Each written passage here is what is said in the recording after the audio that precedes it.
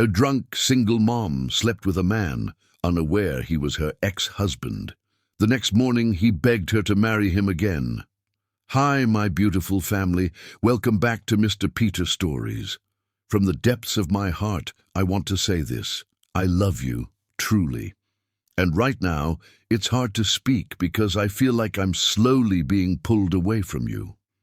YouTube has stopped recommending my videos to most of my loyal family, and it breaks my heart knowing that many of you aren't even seeing the stories I create with so much love just for you.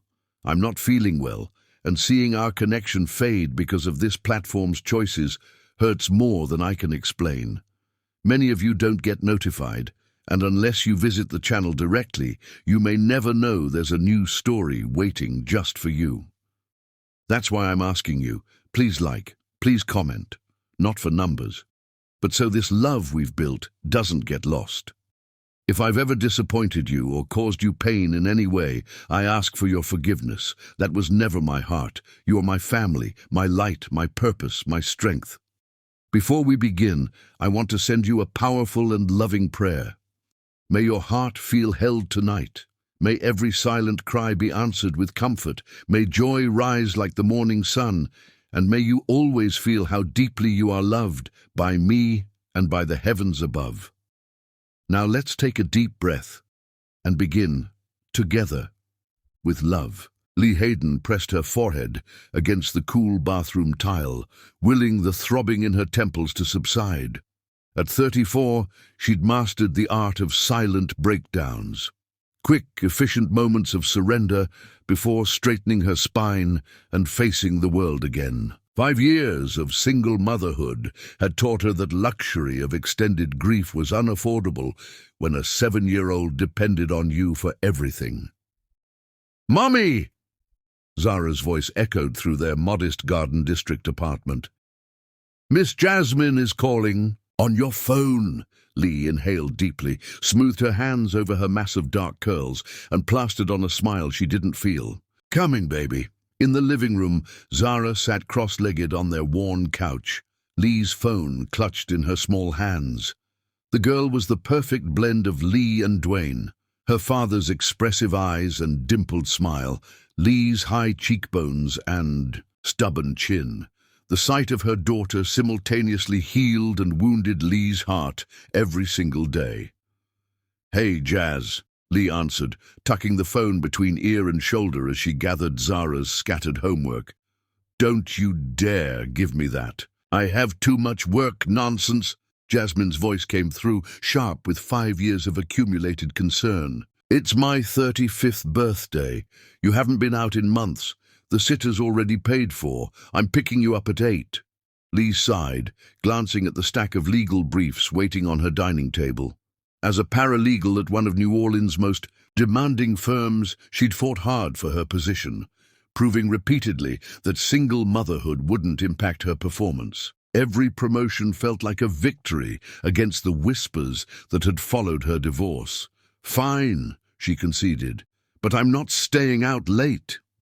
Jasmine's triumphant laugh warmed Lee despite herself. "Wear that burgundy dress that makes you look incredible. You need to remember you're more than just Zara's mom and Patterson and Winter's workhorse." 3 hours later, Lee stood before her full-length mirror, hardly recognizing herself. The burgundy dress clung to curves that had softened since her 20s, but retained their power. She'd arranged her natural curls into a halo of controlled chaos and applied makeup for the first time in weeks.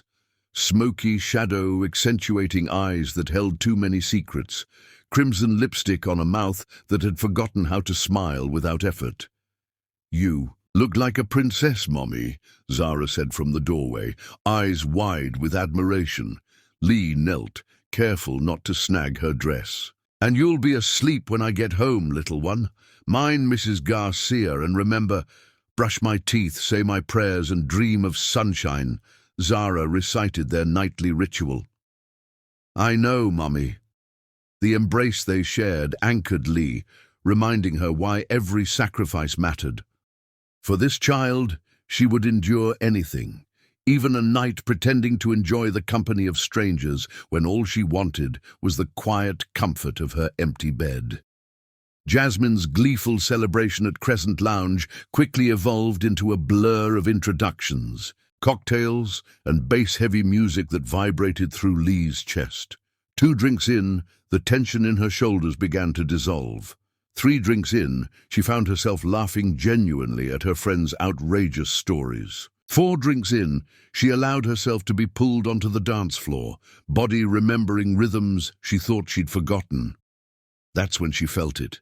A prickling awareness racing along her spine, the unmistakable sensation of being watched. She turned, scanning the crowded bar, and collided with a gaze so intense it nearly stopped her heart. He stood at the edge of the dance floor, commanding attention despite his stillness. Broad shoulders filled out a midnight blue button-down that contrasted beautifully with rich brown skin. His closely cropped beard framed full lips curved into the barest suggestion of a smile. Something about him resonated deep within Lee, a chord of familiarity she couldn't place through the haze of Hennessy and adrenaline. "Who is that?" she whispered to Jasmine, unable to look away. Her friend followed her gaze and shrugged. "No idea, but honey, he hasn't taken his eyes off you since we walked in." As if hearing them, the stranger raised his glass in a subtle toast. The gesture was confident without arrogance, an invitation without demand. Heat bloomed across Lee's chest and rose to her cheeks. For 5 years, she'd been invisible to everyone, except as Zara's mother or a reliable employee. To be seen, truly seen, as a woman again, made her dizzy with unexpected longing.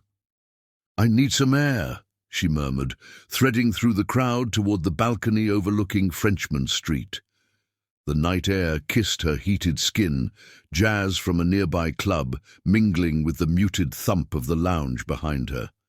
She closed her eyes, letting the cacophony of the quarter wash over her. When she opened them again, he was there, keeping a respectful distance while occupying entirely too much of her awareness. "Mind some company?" His voice was deep, textured with notes that strummed something buried in her memory. "I suppose that depends on the company," she replied, surprising herself with the flirtation in her tone. His smile widened, revealing perfect teeth and awakening butterflies she thought had long since died within her. "I promise to improve your evening, not complicate it." What followed was a conversation that flowed like the Mississippi itself. Powerful, inevitable, carrying her along currents she had no desire to fight. He listened when she spoke, asked questions that suggested genuine interest rather than practiced. Seduction. They discovered shared passions for jazz, disagreed playfully about literature, and found common ground in their love for the city's complex soul. "I haven't talked like this with anyone in years," Lee admitted, leaning against the balcony railing. "Most men hear single mum and either disappear or immediately try to prove what great father material they are." "Their loss," he replied, his gaze never leaving her face. "Though I understand the impulse to stay, some women are worth rearranging your life for." The sincerity in his voice sent a shiver down Lee's spine that had nothing to do with the night breeze. He moved closer, close enough that she could detect the faint scent of his cologne. Sandalwood and something uniquely male that made her body remember desires long suppressed. "Dance with me," he said finally, extending his hand. The rational part of Lee's mind, the part that managed schedules and budgets and never took unnecessary risks, screamed caution. But the woman beneath the responsibility, the one who had been silenced by survival for too long, reached for him without hesitation. On the dance floor, his hand settled at the small of her back, firm and commanding yet gentle enough to leave, her choice intact. They moved together as if they'd done so 1,000 times before, bodies communicating in a language more honest than words. Each point of contact between them built a simmer of desire Lee had convinced herself she would never feel again. "You're trembling," he observed, his lips close to her ear. "It's been a long time," she admitted, vulnerability seeping through alcohol-lowered defenses, his eyes darkened with an emotion she couldn't name. For me too. Later, she would struggle to remember who moved first. All she knew was that one moment, they were dancing, and the next, his mouth was on hers, claiming her with a kiss that obliterated thought. His lips were both familiar and excitingly new, demanding a response her body gave without hesitation. Her arms wound around his neck, fingers tracing the close-cropped hair at his nape as she pressed herself against the solid wall of his chest. The world narrowed to sensation. His taste, the controlled strength in his hands as they spanned her waist, the hardness of his desire evident against her hip. 5 years of touch starvation combusted in an inferno of need that consumed all reason. "Come with me," he whispered against her lips, the request both question and promise. In answer, Lee took his hand, allowing him to lead her through the crowd, past a wide-eyed Jasmine, and into the warm New Orleans night where possibility awaited. In the taxi, they couldn't keep their hands off each other. His large palm cupped her face, thumb tracing her cheekbone with a tenderness that contrasted with the hunger in his kiss. Lee's fingers worked at his shirt buttons, desperate to feel skin against skin. When he growled a warning that she was pushing his control, the sound vibrated through her, stoking flames she thought had been extinguished years ago. The hotel suite door had barely closed behind them when he lifted her against it, her legs instinctively wrapping around his waist. His strength made her feel delicate in a way that empowered rather than diminished. He whispered praise against her throat as his hands explored the curves of her body through the thin fabric of her dress. "Tell me you want this," he demanded, his voice strained with restraint. "Tell me you want me." "I want you," Lee breathed, the simple truth of those words stunning her with their intensity. "I need you." He carried her to the bed, laying her down with a reverence that brought tears to her eyes. As articles of clothing were discarded, revealing bodies to appreciative gazes, Lee surrendered to the moment completely. For one night, she would allow herself to be simply a woman desiring and desired, free from the weight of her past and the uncertainty of her future. When he finally moved within her, Lee cried out at the exquisite fullness, the perfect friction that sent sparks cascading through her nervous system. He set a rhythm that spoke of barely restrained passion, his gaze never leaving hers, creating an intimacy that transcended the physical act. Their bodies remembered a dance choreographed long ago, muscle memory guiding them to a pleasure so intense it bordered on spiritual communion. "Beautiful," he whispered against her skin. "So fucking beautiful." Release, when it came, shattered Lee into countless fragments of light and sensation. She called out wordlessly as waves of pleasure crashed through her, dimly aware of his answering groan as he found his own completion. In that suspended moment, she felt the burden of the last 5 years lift from her shoulders, replaced by a weightless peace she'd forgotten existed. Later, as moonlight spilled through half-closed curtains and his strong arms cradled her against his chest, Lee drifted towards sleep with a smile on her lips. Tomorrow would bring reality crashing back, but tonight she would savor this unexpected gift of passion and connection. Tomorrow would be soon enough to remember why she couldn't afford to believe in second chances. Chapter 2. Faces from the past. Consciousness returned to Lee in disorienting fragments. Silken sheets against naked skin, the unfamiliar weight of an arm draped possessively across her waist, the gentle rhythm of someone else's breathing against her neck. Before opening her eyes, her body catalogued the sweet aches of passionate lovemaking, muscles used in ways they had forgotten. Memories of the night before flooded back in heated flashes, his mouth exploring every inch of her skin, her nails scoring paths down his back, the reverent way he'd whispered "beautiful" against her inner thigh. They'd moved together with an urgency that bordered on desperation, each touch simultaneously brand new and hauntingly familiar. She hadn't even known his name. The thought jolted Lee fully awake. What had she done? She, who prided herself on control and careful choices, who hadn't been with anyone since the divorce, had given herself completely to a stranger. Shame and exhilaration battled within her as she carefully extricated herself from his embrace, relieved when he didn't stir. In the bathroom of what she now recognized as a luxury hotel suite, Lee confronted her reflection. Tousled curls framed, a face wearing last night's smudged makeup and something else, a glow she hadn't seen in years.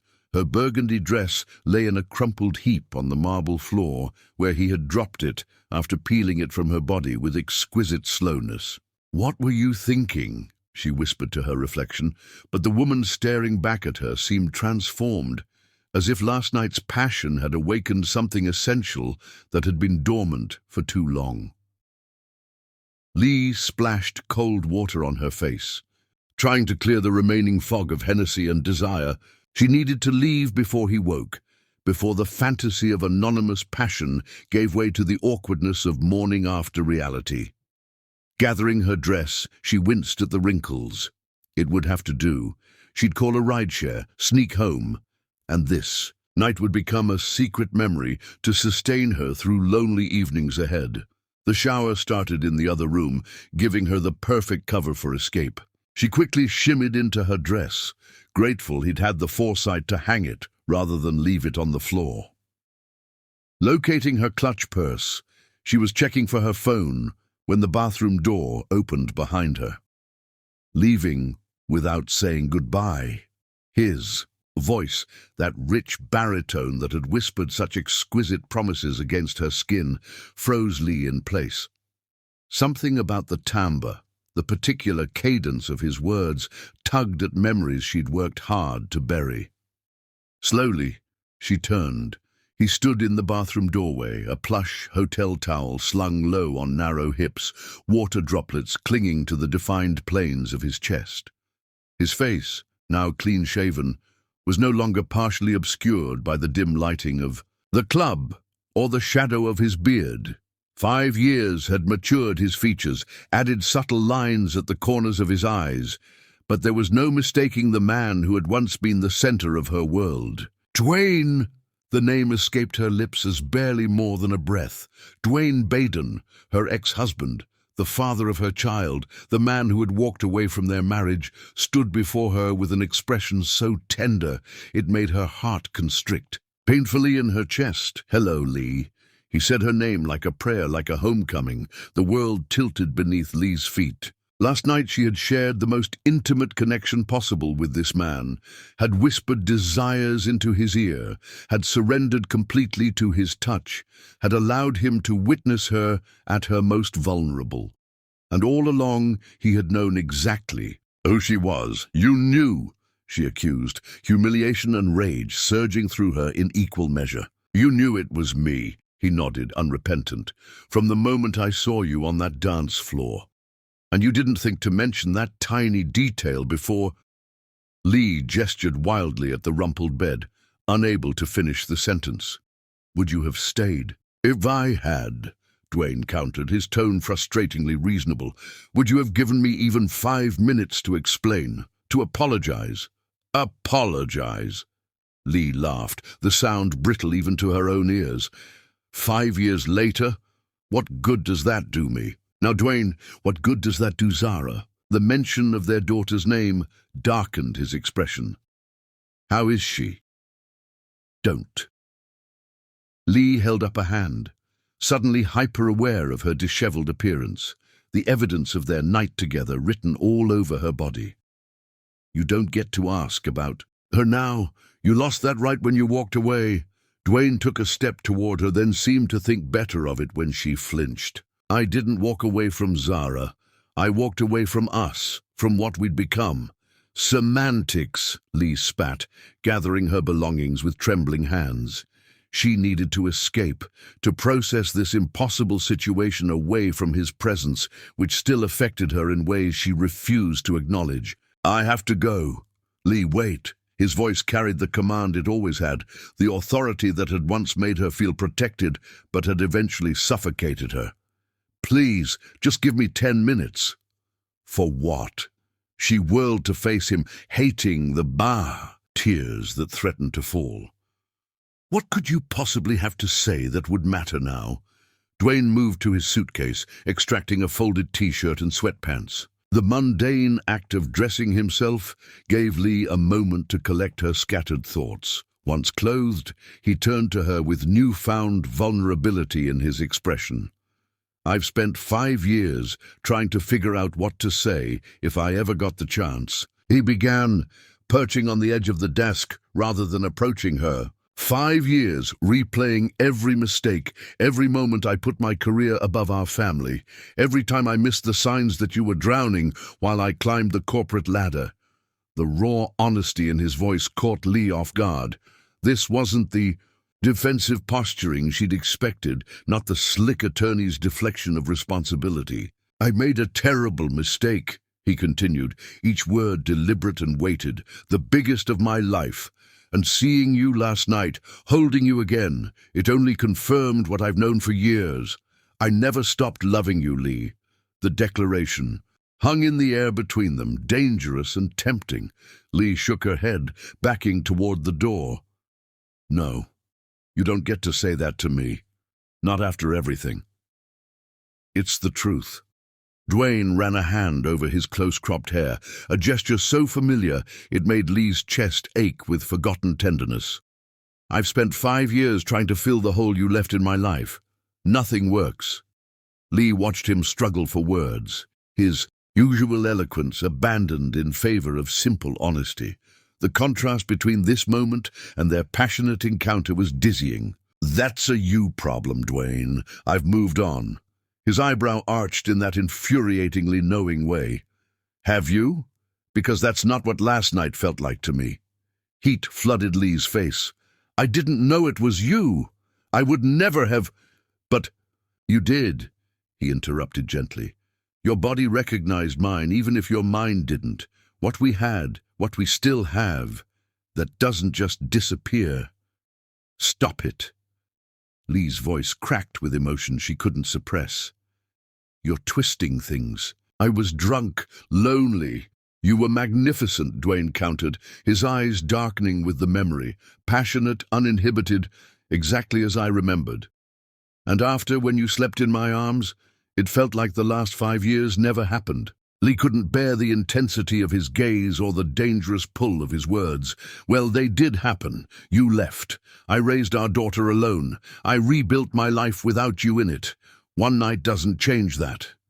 "It can," Dwayne said, his voice dropping to that intimate register that had always been her undoing. "If we let it."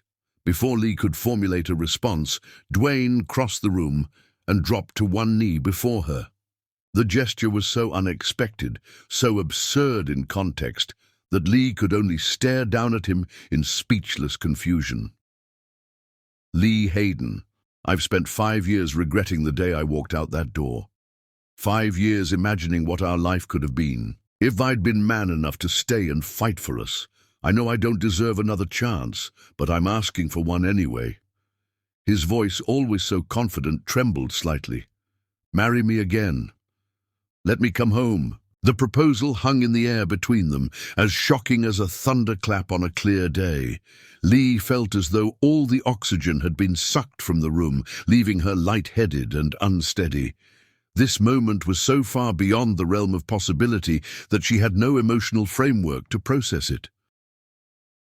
"Have you lost your mind?" she finally managed, her voice barely audible. Dwayne remained kneeling, his expression earnest. "Probably. But I'm dead serious, Lee. Running into you last night wasn't coincidence. It was the universe giving us another shot, and I'm not going to waste it." "The universe," Lee echoed incredulously. "Since when do you believe in cosmic signs? The Dwayne I knew believed in spreadsheets and 5-year plans." The Dwayne you knew was an arrogant workaholic who took his family for granted, he admitted, finally rising to his full height, which still towered over her own 5'7" frame. I've changed. People don't change, Lee retorted, though the man before her seemed both achingly familiar and a stranger simultaneously. They do when they lose everything that matters. His gaze held hers unflinching. Ask me how I know. Something in his tone, the raw honesty perhaps, gave Lee pause. The anger sustaining her began to waver, threatened by the dangerous pull of curiosity. What had these 5 years been like for him? Had he suffered as she had? The vindictive part of her hoped so, while another part, the part that had clung to him desperately through those final terrible months of their marriage, ached at the thought of his pain. "This is insane," she whispered, more to herself than to him. "We can't just pick up where we left off. Too much has happened." "I'm not suggesting we pick up where we left off," Dwayne clarified, taking a careful step toward her. "That marriage was broken. I want to build something new with you, something stronger." Lee's phone buzzed insistently in her clutch, breaking. The tension, grateful for the distraction, she checked the screen. 5 missed calls from Jasmine, 3 text messages expressing increasing concern. It was nearly 9. Zara would be wondering where she was. "I have to go," she said, this time with renewed determination. "Zara's waiting for me." At the mention of their daughter, Dwayne's expression softened. She must be so big now. 7, right? The simple fact that he knew Zara's age caught Lee off guard. Had he been keeping track all this time? "Yes," she confirmed, unable to deny him this small connection to the child they shared. "She's in 2nd grade, smart as a whip and stubborn as her father." A smile transformed Dwayne's face, highlighting the dimples that Zara had inherited. "I'd love to see her." The request, spoken so simply, opened a Pandora's box of complications Lee wasn't prepared to face. I can't think about that. Right now," Dwayne nodded, accepting the boundary with surprising grace. "Fair enough. But this conversation isn't over, Lee." "Yes, it is," she insisted, though her conviction sounded hollow even to her own ears. "Last night was a mistake, a pleasant one, but a mistake nonetheless. If that's what you need to tell yourself right now, go ahead." He reached for her then, his touch gentle as he tucked a stray curl behind her ear. The familiar gesture sent unwelcome tingles down Lee's spine. "But we both know the truth. What happened between us was real, and it can be real again." Lee stepped back, breaking the dangerous contact. "Goodbye, Dwayne." He made no move to stop her as she gathered her things and headed for the door, but his parting words followed her into the hallway. "I'll be waiting, Lee, however long it takes." In the safety of the elevator, Lee's composure finally cracked. Tears spilled down her cheeks as her mind replayed the impossible morning, the shock of recognition, the audacity of his proposal, the undeniable fact that despite everything, her body still responded to his touch like a well-tuned instrument to its master musician. Outside, the humid New Orleans morning enveloped her like a weighted blanket. Lee hailed a taxi, giving the driver her address in a voice that sounded distant to her own ears. As the cab navigated the awakening city, her fingers unconsciously touched her lips, still tender from his kisses. Dwayne Baden wanted her back, wanted their family back. The idea was simultaneously terrifying and exhilarating, a high-voltage current of possibility that threatened the carefully constructed barriers around her heart. "Never again," she whispered to herself as the taxi approached her neighborhood. It was a promise she'd made before, every night for the first year after he left, when loneliness threatened to drown her. But this time, with the scent of him still clinging to her skin and the echo of his proposal ringing in her ears, the words sounded hollow. Because deep in a place she refused to acknowledge, a treacherous voice whispered back, "What if?" Chapter 3. beautiful destruction. Lee sank into her office chair, staring blankly at the stack of depositions, demanding her attention. 3 days had passed since the morning in Dwayne's hotel room, yet every moment remained etched in her memory with painful clarity. Sleep eluded her each night, bringing dreams where passion and anger twisted together in a toxic dance that left her gasping awake, sheets twisted around her trembling body. "You look like you've seen a ghost," observed Tanya, her co-worker and closest ally at Patterson and Winters, placing a steaming latte on Lee's desk. "Jasmine's birthday celebration hit you that hard?" Lee attempted a smile that didn't reach her eyes. "Something like that." The truth was too complicated to share, even with Tanya. How could she explain that the man who'd shattered her heart 5 years ago now wanted a second chance? That despite every rational argument against it, some treacherous part of her still responded to him with a hunger that frightened her. "You need to focus," she muttered to herself, opening the Henderson case file. The senior partners were counting on her analysis by end of day, and Lee had built her reputation on reliability. No matter what personal earthquake had struck, work remained her sanctuary until it wasn't. "Miss Hayden," the receptionist's voice crackled through the intercom. "There's a gentleman here to see you. A Mr. Baden? He doesn't have an appointment, but he's quite insistent." The blood in Lee's veins turned to ice. Her fingers froze over her keyboard as her pulse accelerated to a dangerous rhythm. "Tell him I'm unavailable," she managed, panic rising in her throat. "I tried, but he says he'll wait all day if necessary. He's quite determined." Of course he was. Determination had always been Dwayne's trademark quality, one she'd once admired until it turned to stubborn pride that wouldn't bend even to save their marriage. "Send him away, Monica," Lee commanded, her voice stronger than she felt. "I have no interest in—" The conference room door swung open, and there he stood, Dwayne Baden, in an impeccably tailored charcoal suit that emphasized the breadth of his shoulders and the lean strength of his body. The corporate warrior she'd watched him become before their marriage imploded. Lee. Her name on his lips sent an involuntary shiver cascading down her spine. "We need to talk." Tanya's eyebrows shot nearly to her hairline as she glanced between them. "I'll just go check on that Johnson filing," she murmured, retreating with the speed of someone escaping a potential crime scene. Lee rose from her desk, indignation replacing her initial shock. "How dare you come to my workplace? This is completely inappropriate. You're ignoring my calls." Dwayne closed the door behind him, his expression resolute. "You left me no choice." "I left you no—" Lee broke off, aware that her rising voice would attract attention from neighboring offices. "Not here," she hissed, grabbing her purse and brushing past him, careful to avoid contact that might weaken her resolve. The elevator ride to the building's rooftop garden was 16 floors of suffocating silence.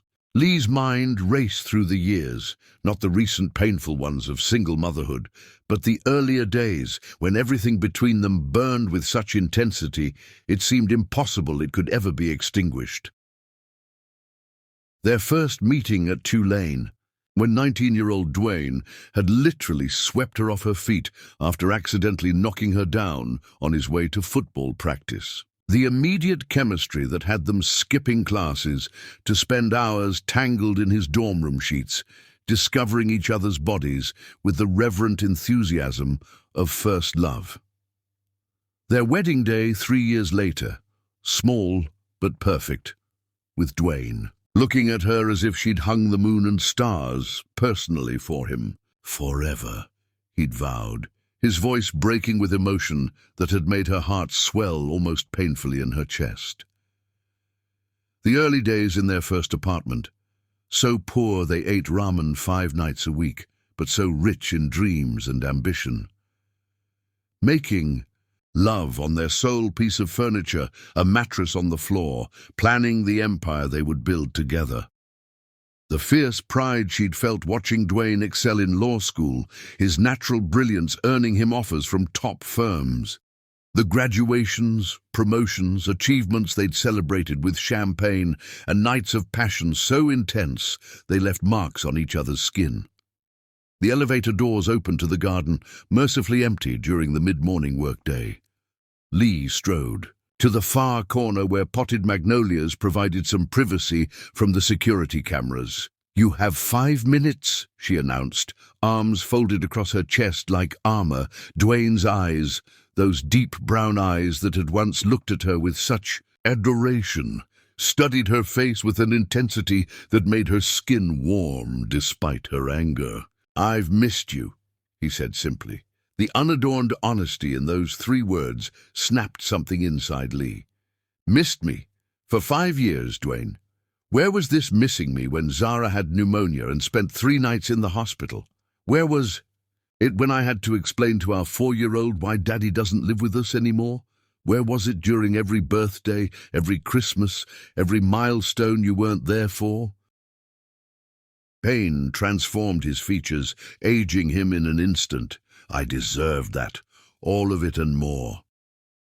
"You don't get to come back now that I've done all the hard work," Lee continued, unleashing years of carefully contained anger. "I'm the one who held our daughter while she cried for you. I'm the one who worked 2 jobs until I could get this position. I'm the one who carried on when you decided we weren't worth fighting for. Is that what you think happened?" Dwayne's voice dropped dangerously, his own carefully controlled emotion breaking through. "That I just decided one day our family wasn't worth the effort?" "What else could I think?" Lee demanded, her hands now gesture wildly as passion overrode. "Professionalism. You were gone all the time, working 60-hour weeks, traveling constantly. When you were home, you were distant, checking email, taking calls, mentally absent even when physically present. And then when I needed you most..." She stopped, the memory still too painful to articulate, a wound that refused to fully heal. "When you lost the baby," Dwayne finished softly, the shared grief briefly connecting them across the chasm of years. The miscarriage in their 5th year of marriage. The beginning of the end. 4 months along, names picked out, nursery colors chosen. The cramping that had started during a dinner Lee ate alone because Dwayne was stuck at the office. The terrifying rush to the emergency room. Waking up empty, in every sense of the word. "You weren't there," Lee whispered, tears threatening, despite her determination to remain emotionally armored. "I called you 6 times while I was bleeding in the bathroom, and you didn't pick up until it was too late." Dwayne's face contorted with remembered anguish, the mask of corporate confidence slipping completely. "I've relived that night 1,000 times, Lee, if I could go back, but you can't." Her voice hardened, years of practiced self-protection asserting itself. "And you didn't just miss that night. You checked out completely afterward. You buried yourself in work while I was drowning in grief. Because I couldn't bear to see your pain and know I had failed you," Dwayne confessed, stepping closer, his vulnerability now fully exposed. "Every time I looked at you, I saw accusation in your eyes. I didn't know how to fix what was broken between us. So you left instead." "So I left," he agreed quietly. "The biggest mistake of my life." Lee turned away, unsettled by the raw honesty in his expression. This wasn't the defensive, self-justifying reaction she'd expected. This was something far more dangerous, genuine remorse that threatened to soften the protective shell she'd built around her wounded heart. "Your time's up. I have to get back to work." As she turned to leave, his hand caught her wrist, not restraining, but requesting. The contact jolted through her system like a current, her body instantly traitorously responding to his touch. "Let me go," she said, the words carrying multiple meanings. "I can't." Dwayne's eyes held hers, filled with a determination. that had once made her believe they could conquer the world together. I've tried for 5 years. I dated other women, threw myself into building my practice. Nothing filled the hole you left. Nothing. That's not my problem, Lee insisted, even as her pulse quickened beneath his fingertips. Look me in the eyes, and tell me you've never thought about what might have been, he challenged, his voice lowering to that intimate register that had always been her undoing. Tell me you've never wondered if we gave up too easily. Of course I have. The admission burst from Lee with unexpected force, her composure finally shattering. I spent the first year hoping every knock at the door was you coming home. I rehearsed what I'd say when you finally called, but you never did, Dwayne. You just disappeared from our lives. I was wrong, he said, the simple acknowledgement more powerful than any elaborate excuse. I was a coward. But I'm here now asking, no begging, for another chance. It's too late. The words hung between them, heavy with finality, yet neither moved. Lee's wrist remained in his gentle grasp, the point of contact burning like a brand. Is it? Dwayne's gaze dropped to her lips, his intention crystal clear. Warning. Bells clanged in Lee's mind, but her body hummed with anticipation. She should step back. She should walk away. She should protect herself from this man who had already proven he could devastate her. Instead, she remained motionless as he leaned down, his lips brushing hers with a tenderness that fractured something deep inside her chest. The kiss deepened, 5 years of absence and longing channeled into a connection that obliterated rational thought. Her hands moved of their own volition, one gripping his lapel, while the other curled around his neck, pulling him closer. Dwayne groaned against her mouth, the sound reverberating through her like an acoustic wave striking a tuning fork. The kiss, transformed from tender to hungry, desperate, their tongues dancing in a primal rhythm of reconciliation and reclamation. His arms encircled her waist, lifting her slightly as he pressed her against the concrete planter, the evidence of his desire, unmistakable against her hip. The garden door swung open with a mechanical whine, voices drifting toward them. Reality crashed back with jarring force. Lee wrenched herself away, chest heaving, lips swollen from his kiss. This changes nothing, she insisted, smoothing her blouse with trembling hands. Dwayne, equally affected, ran a hand over his face, his breathing uneven. It changes everything, Lee, and we both know it. Without another word, she fled to the elevator, punching the button repeatedly as if greater force might speed its arrival. The doors finally opened, offering sanctuary from his magnetic presence. As they closed between them, Lee caught a final glimpse of Dwayne still standing among the magnolias, his expression a complex mixture of hope and longing that stayed with her all the way back to her office. Tanya looked up as Lee returned, her knowing gaze taking in Lee's flushed cheeks and slightly disheveled appearance. "Everything okay?" "Fine," Lee replied automatically, though nothing could be further from the truth. She sank into her chair, fingers touching her lips unconsciously, still feeling the imprint of Dwayne's kiss.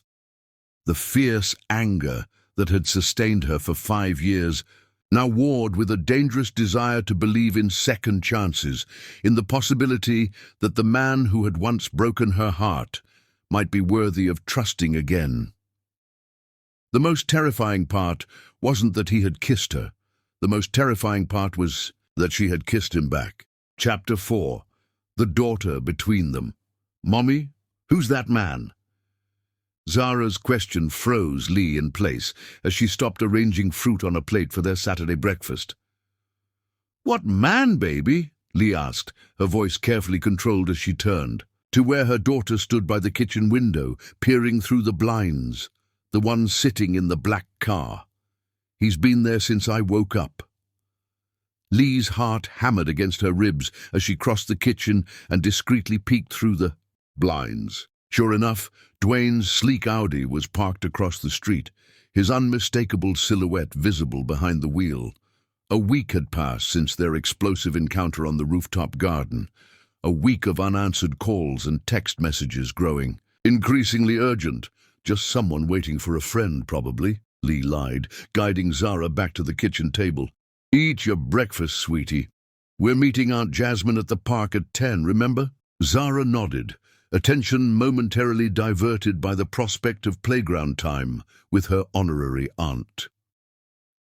Lee moved through the morning routine on autopilot, her mind preoccupied with the man outside their home. What was his end game? How long did he plan to keep this up? The doorbell rang just as Lee was helping Zara tie her sneakers. Mother and daughter exchanged startled glances.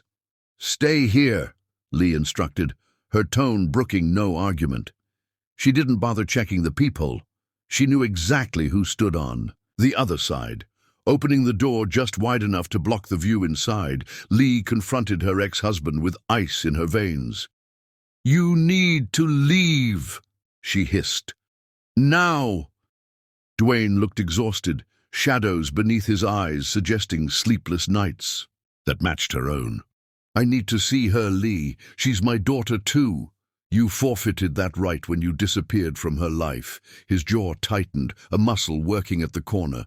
"I never wanted to leave, Zara. That was your decision, not mine." "My decision?" Lee's voice rose before she caught herself, glancing back to ensure Zara hadn't followed. "You walked out on us. You signed divorce papers that gave me full custody without even fighting for visitation." "Because you asked me to!" Dwayne's controlled facade cracked, revealing the raw pain beneath. "You said a clean break would be easier on her than having me pop in and out of her life with my travel schedule. You said it would be less confusing." "Mommy?" Zara's small voice interrupted their heated exchange. She had crept up behind Lee, curiosity overcoming obedience. "Who's that?" Lee's mind raced for an acceptable answer, but before she could formulate one, Dwayne crouched to Zara's eye level, his expression softening with such naked emotion that Lee's throat tightened. "Hello, Zara," he said, voice gentle as a prayer. "I'm your dad." The silence that followed seemed to stretch into eternity. Zara's brow furrowed as she studied the stranger's face, searching for recognition. Lee held her breath, poised to gather her daughter into protective arms if Dwayne's revelation proved too shocking. "My dad lives far away," Zara finally said, her tone matter-of-fact. "That's why he can't come to my school stuff."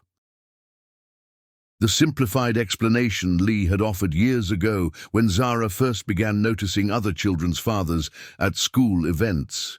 The partial truth that had seemed kinder than admitting her father had chosen to walk away. Dwayne's eyes, so like Zara's own, filled with tears. He quickly blinked away. "I used to live far away," he agreed carefully, "but now I'm back in New Orleans, and I'd really like to spend some time with you if that's okay." Zara looked up at Lee, seeking guidance in this unprecedented situation. Lee recognized the moment for what it was, a pivotal juncture that would shape her daughter's understanding of family and belonging. As much as she wanted to protect Zara from potential heartbreak, denying her the chance to know her father would be a different kind of wound. "Can he come to the park with us and Aunt Jasmine?" Zara asked, her voice small but hopeful. The innocent question left Lee momentarily speechless. Every protective instinct screamed to shield Zara from potential abandonment, to keep Dwayne at arm's length until she could be certain of his intentions. But the cautious hope shining in her daughter's eyes, the natural curiosity about this missing piece of her life, made refusal impossible. "If that's what you want," Lee conceded, directing a warning glare at Dwayne that promised retribution if he caused their daughter any pain. The relief on his face was palpable. "I'd love that, Zara. Thank you for inviting me." The drive to Audubon Park unfolded in strained silence, broken only by Zara's occasional question about Dwayne's car, or his watch, or whether he liked peanut butter sandwiches too. Lee white-knuckled the steering wheel of her own sedan, hyper-aware of Dwayne, following close behind, his presence throwing her carefully constructed single-parent routine into disarray. Jasmine's expression upon seeing Dwayne approach alongside Lee and Zara was comical in its shock. Her wide eyes demanded an explanation that Lee could only answer with a subtle headshake, promising details later. "Jazz, you remember Dwayne," Lee said, the forced casualness of her tone fooling no one. "Hard to forget," Jasmine replied coolly, her protective instincts toward Lee evident in her stiff posture. "Especially since you were just getting over him when I met you 5 years ago." Dwayne accepted the barb with grace. "Good to see you again, Jasmine. I hear you've been a great friend to my family." The pointed use of "my family" didn't escape either woman. Jasmine's eyebrows rose, but before she could respond, Zara tugged impatiently at Lee's hand. "Can I go play now? Tyler from my class is on the swings." "Stay where I can see you," Lee cautioned, watching her daughter dash across the grassy lawn. Toward the playground, an awkward trio remained, tension thickening the humid air between them.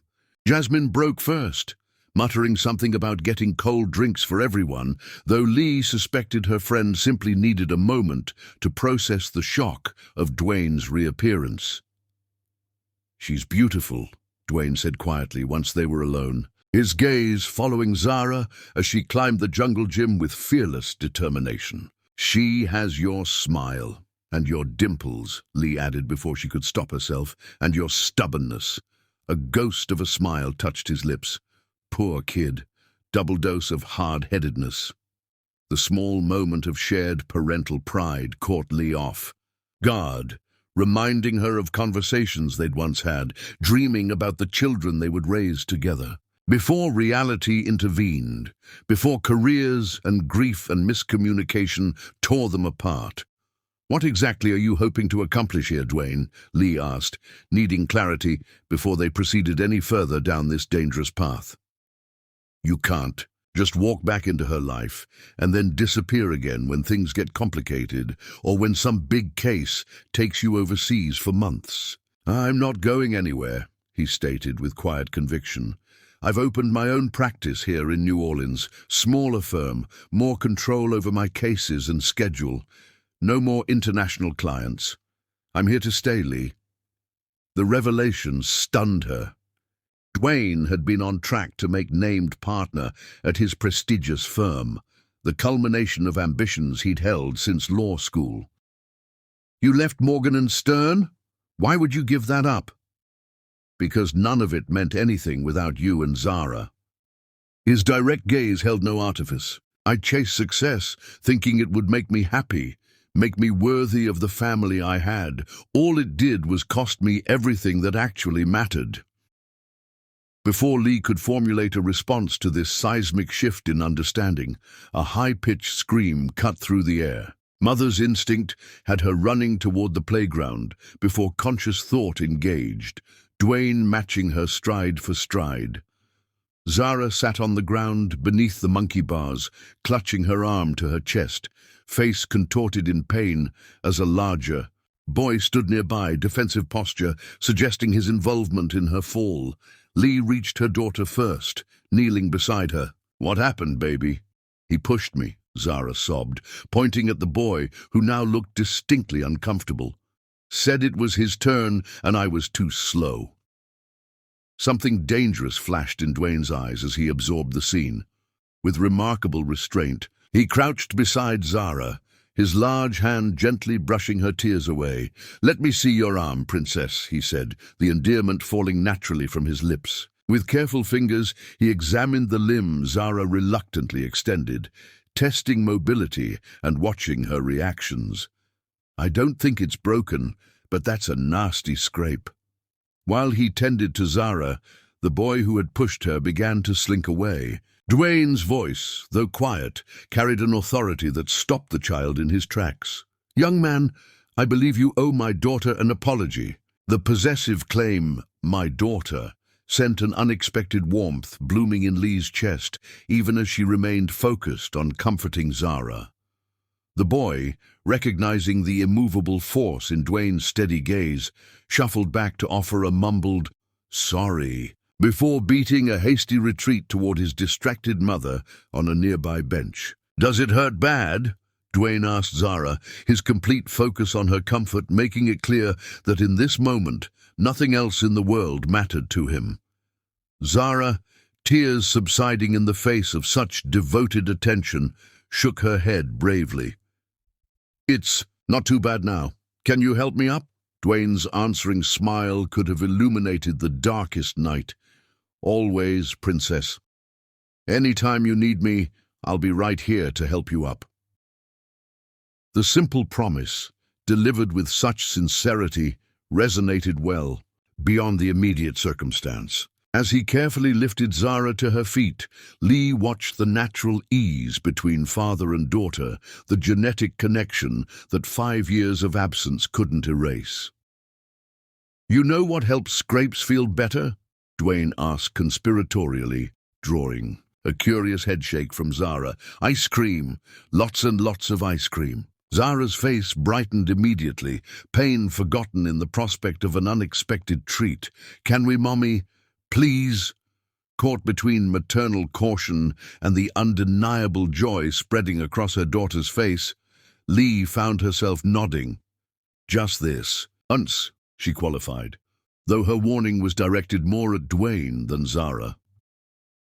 As they walked toward the park's small cafe, Zara slipped her hand trustingly into Dwayne's much larger one. The simple gesture, so natural, so profound, brought unexpected tears to Lee's eyes. She had spent years protecting her daughter from the pain of a father's absence, yet in mere hours, Zara had begun building a bridge across that absence. With the resilience only children possess, Jasmine rejoined them, taking in the changed dynamic with raised eyebrows. "What did I miss?" "Daddy saved me from a mean boy," Zara announced, the title Daddy falling from her lips as if she'd been using it all her life. "And now we're getting ice cream." Jasmine's shocked gaze met Lee's over Zara's head. "Did she just—" Lee nodded, emotions too complex to name tightening her throat. She did, watching Dwayne and Zara selecting ice cream flavors together, heads bent in serious deliberation, identical dimples appearing when they smiled. Lee confronted the truth she'd been avoiding since Dwayne's reappearance in their lives. Despite her determination to keep him at a distance, an undeniable connection remained between father and daughter, a bond that neither time nor absence had completely severed. "I know that look," Jasmine murmured, sidling up beside Lee. "You're thinking about letting him back in?" "No," Lee denied automatically, though without conviction. "I'm just giving Zara what she needs right now." Jasmine's skeptical expression said everything her discretion left unspoken. "Just be careful, honey, for both your sakes." Lee watched as Dwayne wiped ice cream from Zara's chin with tender attentiveness, his expression holding a mixture of joy and regret for all the similar moments he'd missed. In that instant, she confronted the dangerous truth she'd been avoiding. Part of her wanted to believe in second chances. Part of her still responded to this man with a longing that 5 years of determined independence hadn't extinguished. And that was the most terrifying realization of all. Chapter 5. Dangerous Territory. The thunderstorm rolled across New Orleans with vengeful fury, lightning illuminating Lee's modest home. 3 weeks had passed since the playground incident, 3 weeks of careful negotiation, as Dwayne gradually became a fixture in Zara's life through supervised visits, Saturday morning pancake breakfasts, and school pickup duty. Lee checked her. Phone again, anxiety mounting with each passing minute. Dwayne was supposed to drop Zara home an hour ago after their father-daughter trip to the aquarium. The storm had intensified, turning streets into treacherous rivers. When headlights finally swept across her living room window, relief washed through her. She yanked open the front door to find Dwayne on her porch, soaked to the skin with Zara cradled protectively in his arms, their daughter fast asleep against his shoulder. "Sorry we're late," he said. "Streets are flooding near the quarter. Had to take the long way around." Lee stepped aside to let them in, noticing how Dwayne angled his body to shield Zara from the rain. The protective gesture, so instinctively paternal, stirred something she'd tried to keep walled off since his return. She fell asleep in the car, Dwayne explained, as he gently transferred their daughter to Lee's arms. Exhausted, after naming every fish in the aquarium, their hands brushed during the exchange, the brief contact sending awareness cascading through Lee's nerve endings. She stepped back quickly, needing distance from his presence.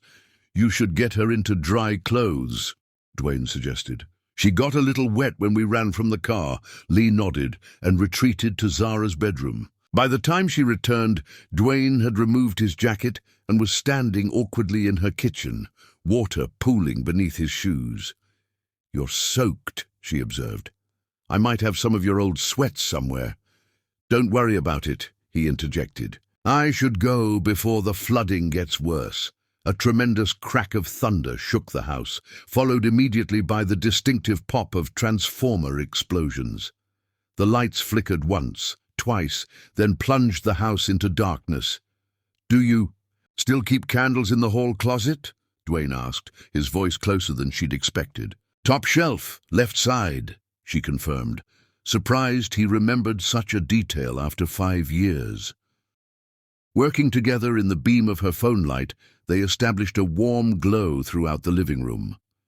The domesticity of the moment created a dangerous illusion of continuity, as if the intervening years of separation had been merely a shared bad dream. "You can't drive in this," Lee finally conceded, gesturing toward the window where rain lashed sideways. The couch pulls out. While Dwayne changed into dry clothes she provided, Lee uncorked a bottle of wine. "You remembered," he commented when he emerged, nodding toward the Cabernet Sauvignon, his favorite. "Just happened to be what I had open," she lied, pouring a glass for each of them. One glass of wine became 2 as the storm raged outside. The candlelight softened Dwayne's features, highlighting the maturity the past 5 years had carved into his face. "I should check on Zara," Lee said, when a particularly vicious thunderclap shook the windows. Zara slept peacefully, despite the storm. Lee adjusted the light blanket covering her, brushing dark curls from her forehead. How many nights had she stood just like this, wishing Dwayne could share the profound wonder of the little person they'd created together. Lost in thought, she didn't hear him approach until his reflection appeared in the darkened window beside her. "She sleeps like you," Dwayne observed softly. "Completely dead to the world once she's out." The quiet intimacy of the moment, standing together in their daughter's doorway, as parents should, pierced Lee's defenses more effectively than any passionate embrace could have. Neither spoke as they returned to the living room, but something had shifted in the atmosphere between them, electricity charging the air like the storm outside. "Do you ever think about that night?" he asked suddenly, voice dropped to an intimate register. "No," she lied, avoiding his penetrating gaze. "Liar," Dwayne challenged softly, moving closer. "I think about it constantly. The way you felt in my arms again, the sounds you made when I touched you, how perfectly we still fit together." Heat bloomed across Lee's skin, memories flooding her mind in vivid technicolor. "Don't," she whispered, the word lacking conviction. "Tell me you don't want this," Dwayne murmured, his breath warm against her cheek as one hand settled at her waist. "Tell me you don't want us." The touch ignited something primal within Lee, 5 years of denied desire combusting in an instant. Her wineglass clattered to the counter as she turned into his embrace, mouth seeking his with desperate hunger. Dwayne responded immediately, lifting her against him as her legs wrapped around his waist. He pressed her against the kitchen counter, hands exploring curves that had changed subtly since he'd known them last. Lee gasped as his lips traced fire down her throat, her head falling back to grant better access. "Dwayne," she breathed, his name both plea and permission. Reality intruded with brutal clarity as his hand slipped beneath her shirt. What was? she doing? Surrendering to momentary passion couldn't erase the abandonment, the years of struggle, the painstaking reconstruction of her life without him. "Stop!" she gasped, pushing against his chest. "I can't do this!" Dwayne immediately stilled. "Lee!" "No." Tears threatened, emotion overwhelming her carefully constructed defenses. "I can't risk it. You destroyed me when you left. It took everything. I had to rebuild my life, to be strong for Zara. I can't go through that again." Understanding dawned in his eyes, followed by determination. Gently, he set her back on her feet. "I'm not that man anymore," he said, each word weighted with conviction. "The one who ran when things got hard, the one who put career before family. That man died the day he realized what he'd thrown away." His thumbs brushed away tears Lee hadn't realized were falling. "I will spend every day proving that to you if you'll let me, however long it takes." The promise hung between them, fragile, yet powerful, a bridge extending across the chasm their past had created. Lee couldn't bring herself to accept it, but neither could she reject it outright. "I need time," she whispered, the admission costing her pride, but preserving her heart. Dwayne nodded, reluctantly releasing her. "Time I can give you," he agreed. "But I'm not giving up, Lee. Not this time. Not ever again." Outside, the storm continued unabated, nature's fury matching the turbulent emotions raging within Lee's heart. Chapter 6. Competing Hearts. "You look stunning," Dr. Julian Carter said, his appreciative gaze taking in Lee's elegant black dress as he helped her into her seat at Brennan's. "I was surprised you finally agreed to dinner. I was beginning to think my charm had failed me." Lee smiled, smoothing the napkin across her lap. After the near miss with Dwayne during the thunderstorm 2 weeks ago, she'd impulsively accepted Julian's long-standing invitation, desperate to prove to herself that she wasn't falling back under her ex-husband's spell. "Your persistence wore me down," she replied, though guilt nagged at her conscience. Julian was everything a woman could want: successful pediatric surgeon, philanthropist, attentive and kind.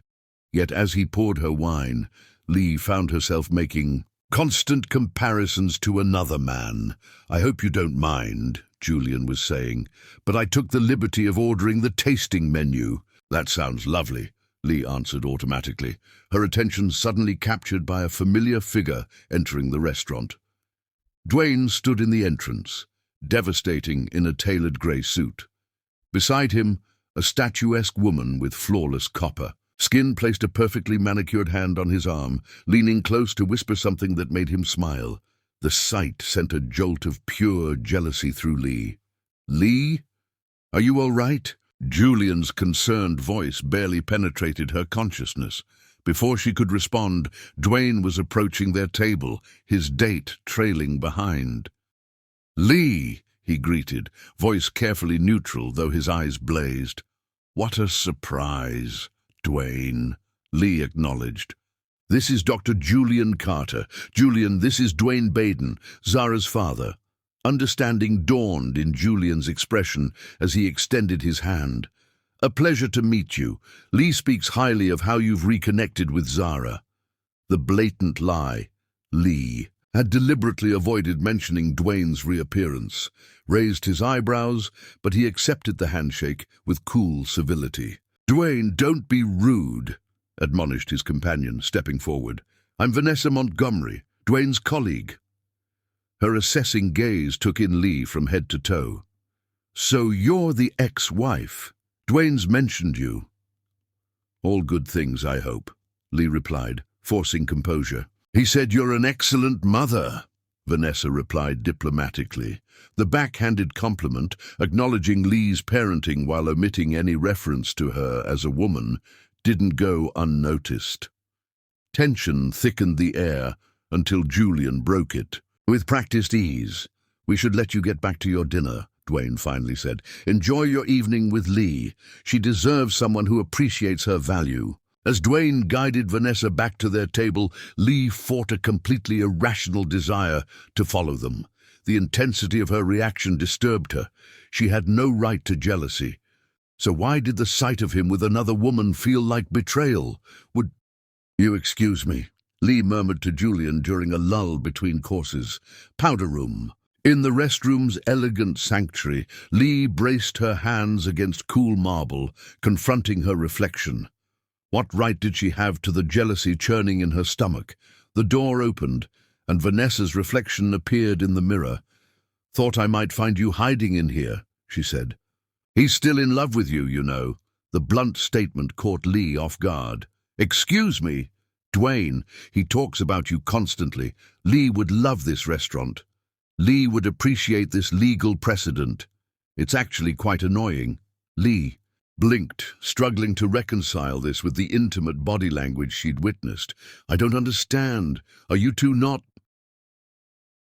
A musical laugh escaped Vanessa's perfect lips. "Dating? God, no. We're partners at the firm. I'm helping him establish the New Orleans office because my husband's been transferred here." She flashed a substantial diamond ring. "Dwayne's brilliant, handsome and completely unavailable emotionally because he's still obsessed with his ex-wife and daughter." Relief flooded Lee with such intensity her knees nearly buckled. "Then why did you act like—" "I was curious about the woman who still has him tied in knots after 5 years apart. I wanted to see if you deserved a second chance with him." When Lee returned to their table, Julian studied her with perceptive eyes. "Everything all right?" "I'm sorry," Lee said sincerely. "You deserve a proper date with someone whose heart is fully available." Understanding softened Julian's features. "He's a lucky man. I hope he realizes it this time." 3 days later, Lee sat in the elementary school auditorium, program clutched in nervous fingers as she waited for Zara's class play to begin. Her daughter had been cast as the narrator in The Life Cycle of Butterflies, a small speaking role that had Zara practicing with solemn dedication for weeks. The seat beside Lee remained empty until moments before the curtain rose, when Dwayne slipped into it, slightly breathless. "Sorry I'm late. Court ran over." The fact that he'd clearly rushed to make it touched something deep in Lee's heart. This was not the man who had missed recitals because work took precedence. This was a father determined not to disappoint his daughter again. "You made it," Lee acknowledged, squeezing his hand in reassurance. "That's what matters." The simple touch sent awareness cascading through both of them. Dwayne's fingers interlaced with hers, his thumb tracing small circles on her palm. Neither looked at the other, but electricity arced between them in the darkened auditorium. When Zara stepped forward for her first narration, spine straight and voice clear despite nervousness, pride swelled in Lee's chest. Beside her, Dwayne's grip tightened, his emotion palpable. "She's amazing," he whispered. "She is," Lee agreed, the shared recognition creating another thread in the complex tapestry being rewoven between them. Backstage after the performance, they found Zara, who launched herself into their combined embrace with infectious joy. "Did you see me? Did you hear how loud I spoke? Mrs. Thompson said I projected, sweetheart," Lee corrected gently. "And yes, you were perfect." "The best narrator in the history of butterfly plays," Dwayne confirmed, his face transformed. By pure adoration, as Zara darted away to greet a friend, Lee and Dwayne found themselves alone in a quiet corner of the chaotic backstage area. "Thank you," Dwayne said quietly. "For what?" "For raising her to be so confident, so kind." His gaze held Lee's with an intensity that made her breath catch. "For doing what I was too selfish to participate in." The raw honesty in his voice disarmed Lee's usual defenses. "She makes it easy to be a good parent," she admitted, "even when it's hard." "I meant what I said the other night," Dwayne continued, voice dropping to ensure privacy. "I'm not the same man who left you. I'll spend a lifetime proving that if—" "You'll let me?" The drive home unfolded in comfortable silence, Zara chattering happily until exhaustion claimed her, head nodding against her booster seat. "I'll carry her in," Dwayne offered when they reached Lee's house, carefully lifting their sleeping daughter. Together, they performed the parental dance of changing a mostly asleep child into pajamas, a synchronicity in their movements that belied their years of separation. With Zara tucked in, they stood in the hallway outside her room, the domesticity of the moment both painful and precious. "I should go," Dwayne said, though he made no move toward the door. "Yes," Lee agreed, equally stationary. The air between them thickened with unspoken possibilities. 5 years of absence, 1 month of cautious reconnection, and now this precipice upon which they stood. "Lee," Dwayne began, her name both question and plea. She answered by closing the distance between them, hands finding his chest as his arms encircled her waist. Their lips met with the relief of wanderers finding shelter after too long in the wilderness, the kiss deepening instantly into something hungry and desperate. When they finally broke apart, both breathing heavily, Dwayne rested his forehead against hers. "Tell me this isn't just tonight," he whispered. "Tell me we're rebuilding something real." The question demanded honesty Lee wasn't yet ready to voice, her heart still protected by walls built from past pain.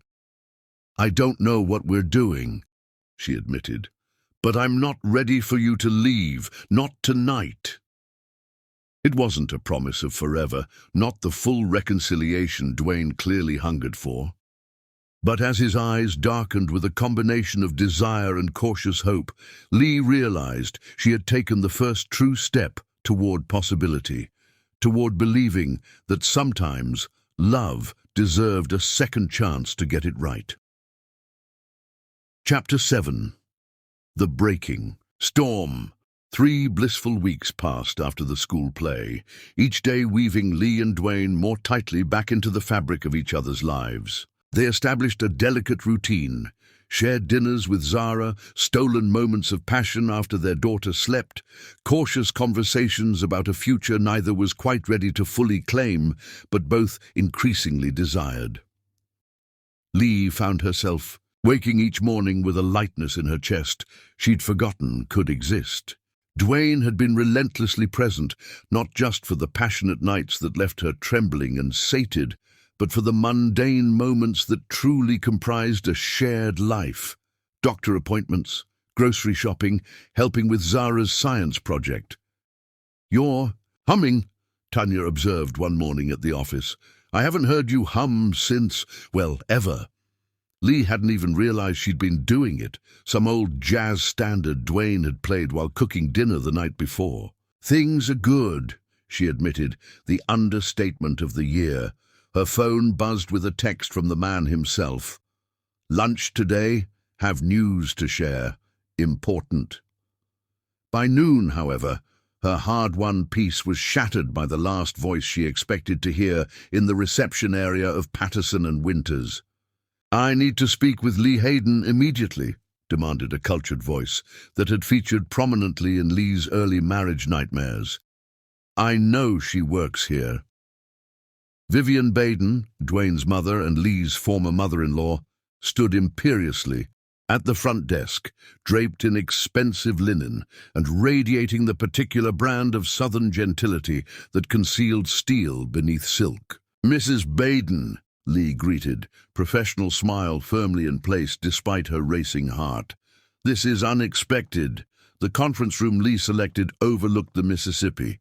5 years since she'd last faced Vivian Baden at the divorce proceedings, where the older woman had squeezed her son's shoulder in unmistakable approval as the judge finalized their separation. "I understand you've allowed Dwayne back into your life," Vivian began without preamble, "and into my granddaughter's life." "Allowed isn't the word I'd choose," Lee replied carefully. "Dwayne is Zara's father. He has every right to know his daughter." "Of course," Vivian agreed with a smile that never reached her eyes. "What concerns me is that he seems to be under the illusion that rekindling a romantic relationship with you is wise. With all due respect, Mrs. Baden, that's between Dwayne and me. Is it? Dwayne has worked extraordinarily hard to rebuild his life after the unfortunate end to your marriage. He's finally in a position to achieve everything he's capable of. I'd hate to see him derailed again by emotional decisions. The implication that their marriage had somehow hindered Dwayne's success rather than fueled it struck Lee like a physical blow. Derailed? I supported him through law school. I moved 3 times for his career. I was pregnant with his child. While he was building his precious reputation at Morgan & Stern.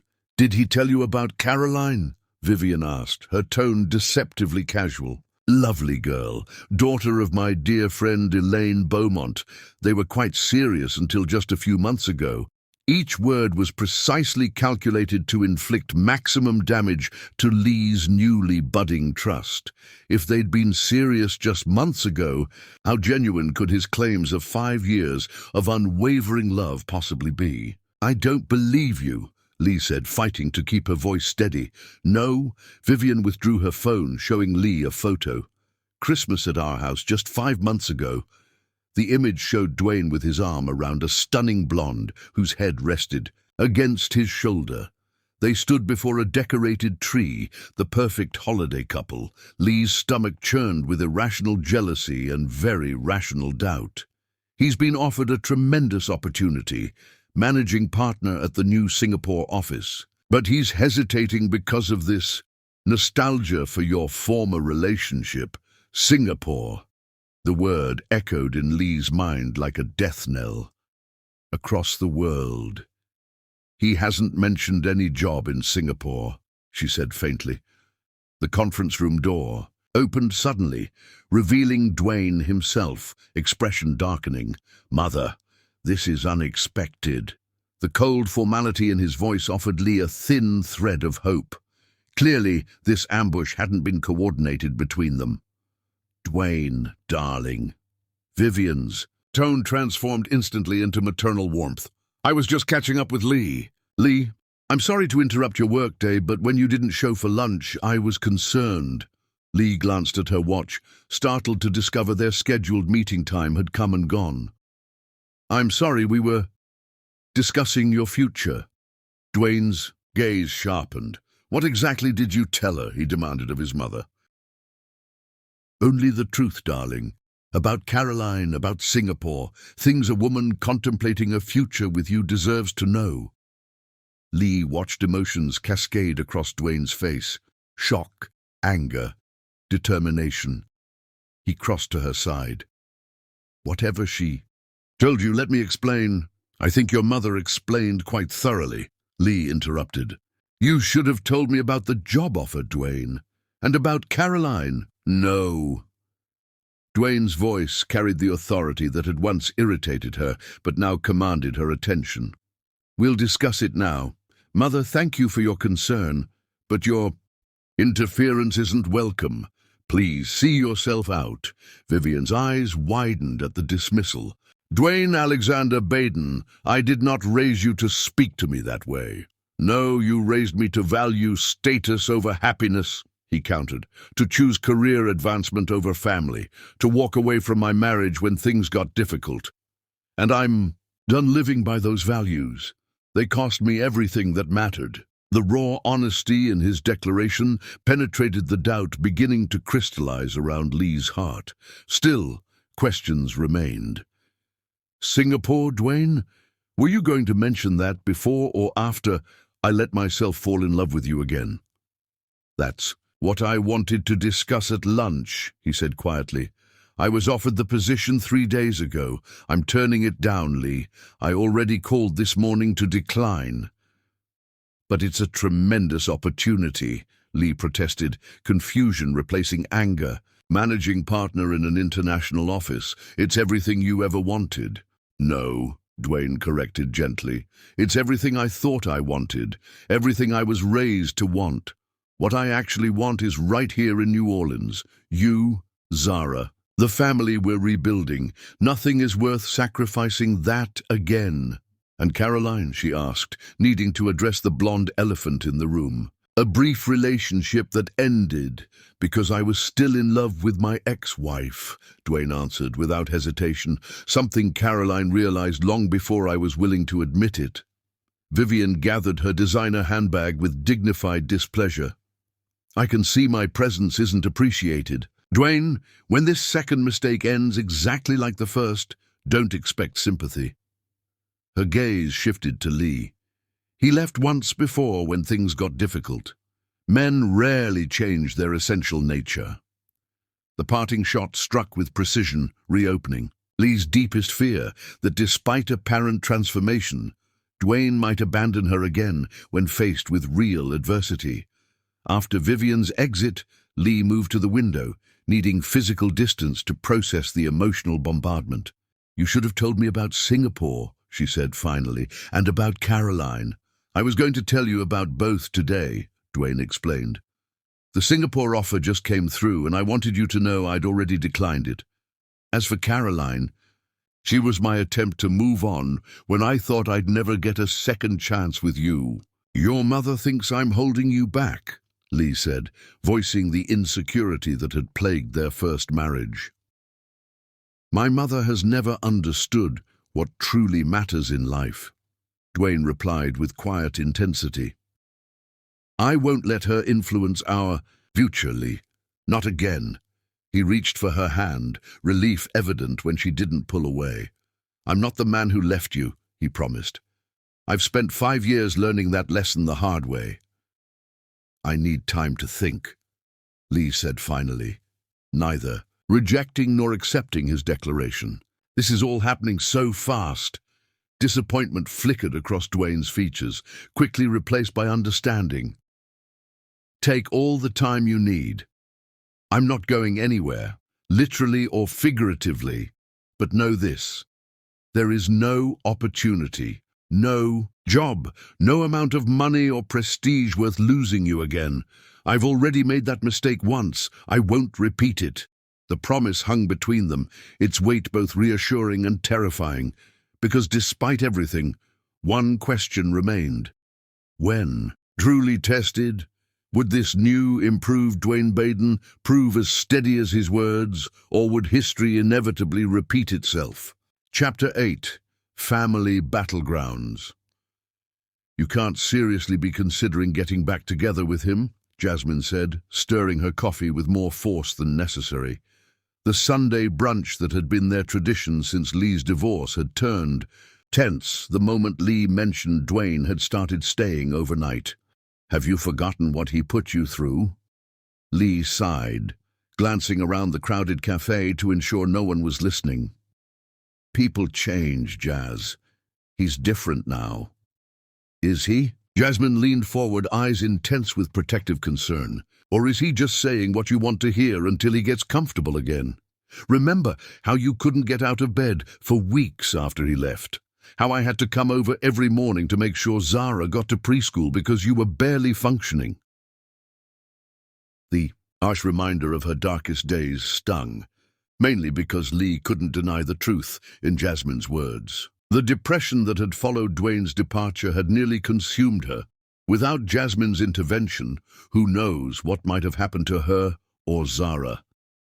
"That's not fair," Lee protested weakly. "It's been 5 years." "Exactly my point. 5 years where he made no effort to be in Zara's life. 5 years you spent rebuilding everything he shattered. And now he waltzes back in and expects a second chance."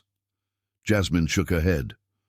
"Men like Dwayne don't change their fundamental nature, honey. When things get tough again, and they will, he'll revert to type." The warning echoed uncomfortably in Lee's mind as she drove home, resonating with her own deepest fears.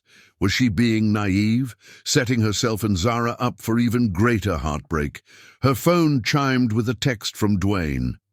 "Meeting with potential. Investors running long. Might miss dinner. Save me a plate." A small thing, a courteous heads-up, rather than the last-minute cancellations that had characterized the end of their marriage. Yet it did little to quiet the doubts Jasmine had awakened. How many times had similar messages preceded his complete emotional withdrawal during their first marriage. How many dinners had grown cold while she waited, Zara eventually falling asleep before her father made it home. When Lee arrived home, another surprise awaited. A sleek BMW parked in her driveway, its driver leaning casually against the hood. Vivian Baden, impeccable as always in designer linen despite the sweltering New Orleans afternoon. "I thought we might have a chat, just us girls," Vivian said, her smile not reaching her eyes. "Before things progress any further with my son," Lee's spine stiffened. "Zara's at a play date. I need to pick her up soon." "This won't take long." Vivian followed Lee uninvited into the house, her critical gaze sweeping over the modest living room. "I see Dwayne's been spending time here. His jacket."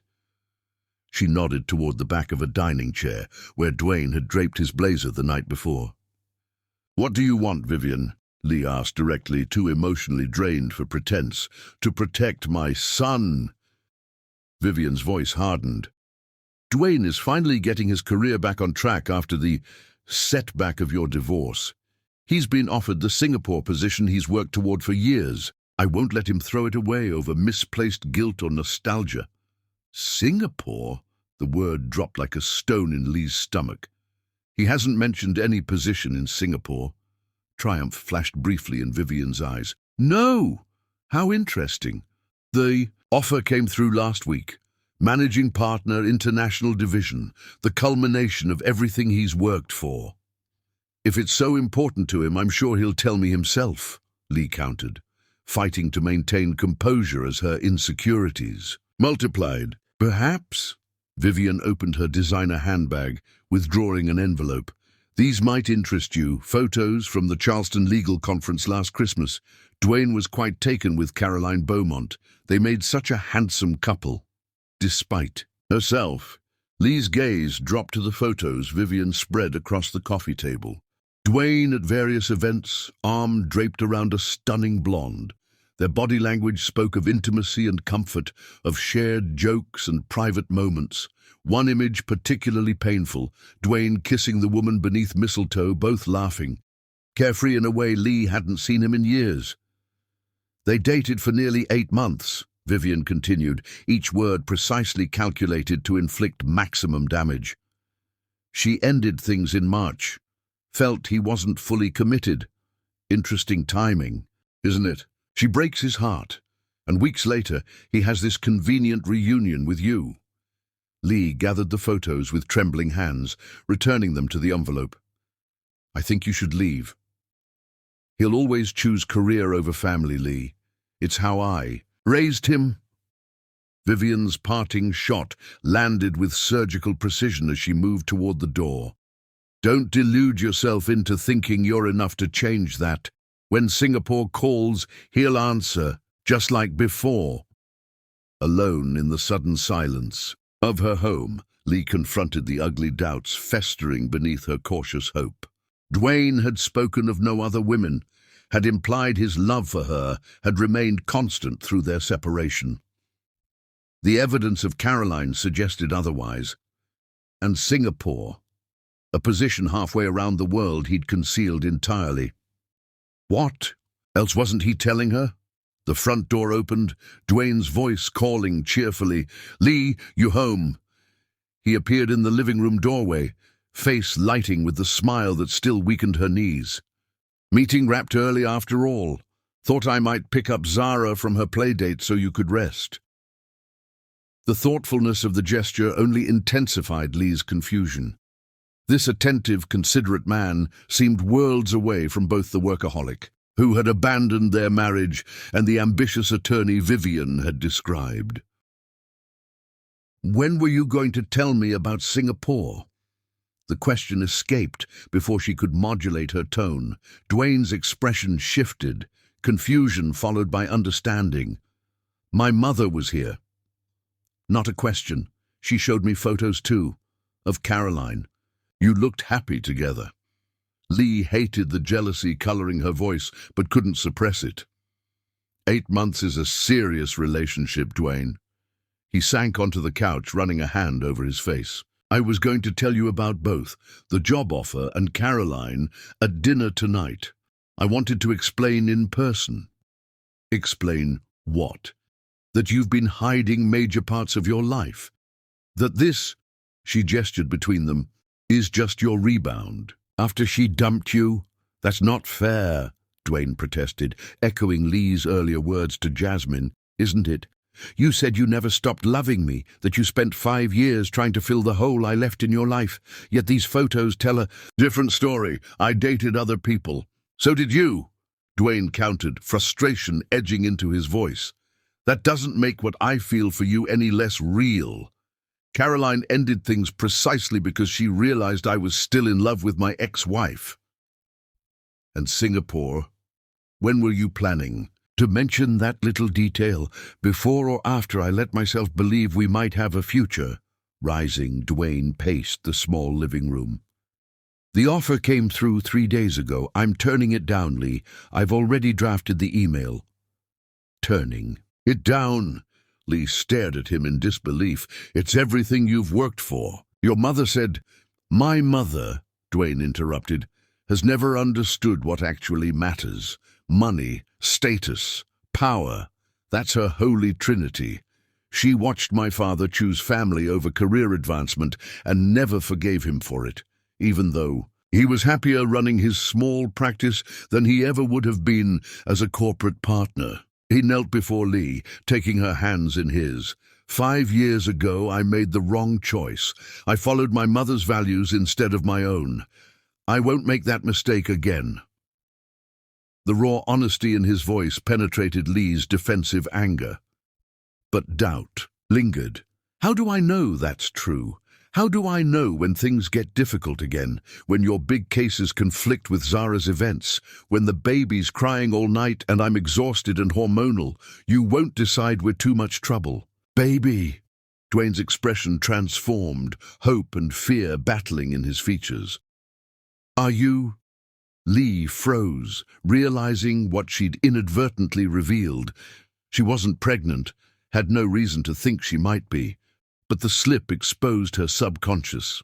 Fears, history repeating itself complete with another child Dwayne might abandon. No, she admitted quietly, but it could happen.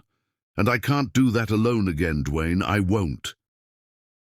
Understanding dawned in his eyes, followed by determination. You won't have to. I'm not that man anymore, Lee. Let me prove it to you. Not with words, but with choices. Day after day, year after year. The promise hung between them, powerful in its simplicity, yet fragile in the face of their complicated past. Before Lee could respond, her phone rang. Zara's playdate mother, wondering when she'd be picking up her daughter. I'll get her, Dwayne volunteered. Take some time, think about what I said.